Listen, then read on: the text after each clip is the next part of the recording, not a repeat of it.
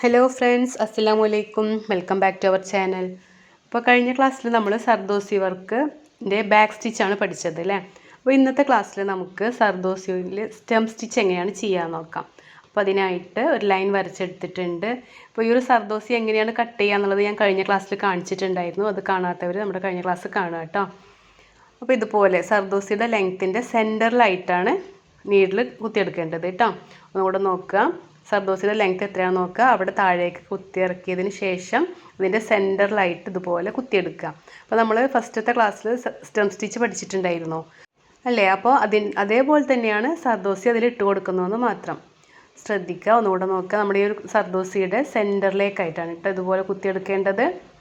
സർദോസിയുടെ length നമുക്ക് ആവശ്യം എത്രയാണോ അതിനനുസരിച്ചിട്ട് കട്ട് ചെയ്തെടുക്കണം കേട്ടോ. അപ്പോൾ വലിയ വർക്കൊക്കെ ചെയ്യുകയാണെന്നുണ്ടെങ്കിൽ അതിനനുസരിച്ച്, വലിയ വർക്ക് മീൻസ് നിങ്ങൾക്ക് അറിയാമല്ലോ നിങ്ങളുടെ ഒരു ഡിസൈൻ അനുസരിച്ചിട്ട് സർദോസി കട്ട് ചെയ്തെടുക്കുക.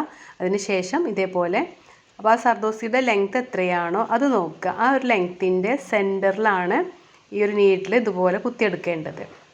ഒന്ന് ചെരിച്ച്, അതായത് ആ ലൈനിൻ്റെ തൊട്ട് മുകളിലേക്കായിട്ട് ആ ഒരു സർദോസിയുടെ സെൻറ്ററിലായിട്ടാണ് കുത്തിയെടുക്കുന്നത്. അപ്പോൾ ഇതിങ്ങനെ തിരിഞ്ഞ് ഒരു പിരിച്ചിൽ പോലെയാണ് ഈ ഒരു സ്റ്റിച്ച് കിട്ടുക. നമ്മൾ സ്റ്റെം സ്റ്റിച്ച് കാണാത്തവരുണ്ടെങ്കിൽ ഞാനിത് ഡിസ്ക്രിപ്ഷൻ ബോക്സിലിടാം. അപ്പോൾ ജസ്റ്റ് ഒന്ന് കാണുക. അതുപോലെ നമ്മുടെ കഴിഞ്ഞ ക്ലാസ്സിൽ ഒരുപാട് ഹാൻഡ് എംബ്രോയിഡറിയുടെ ബേസിക്കും ട്രഡീഷണൽ ആയിട്ടുള്ള ഒരുപാട് സ്റ്റിച്ചുകൾ ഇപ്പോൾ നമ്മളിത് പഠിച്ച് കഴിഞ്ഞിട്ടുണ്ട്.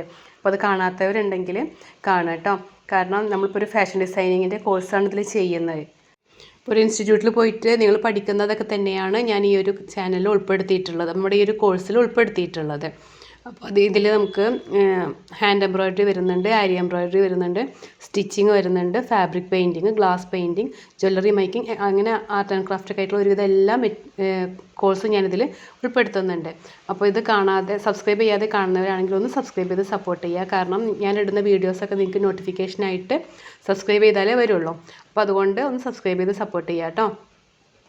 അതുപോലെ ഫാഷൻ ഡിസൈനിങ് പഠിക്കാൻ ഇൻട്രസ്റ്റ് ഉള്ളവർ നിങ്ങൾക്ക് നിങ്ങളുടെ അറിവിലുണ്ടെങ്കിൽ അവർക്കൊന്ന് ഷെയർ ചെയ്ത് കൊടുക്കുക കേട്ടോ.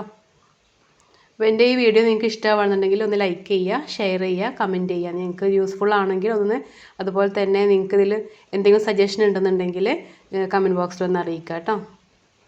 അപ്പോൾ ഈ ഒരു ലൈന് ഞാൻ അതുപോലെ സ്റ്റിച്ച് ചെയ്തെടുത്തിട്ടുണ്ട്. അപ്പോൾ എല്ലാവരും ഒന്ന് ചെയ്ത് പ്രാക്ടീസ് ചെയ്യുക കേട്ടോ.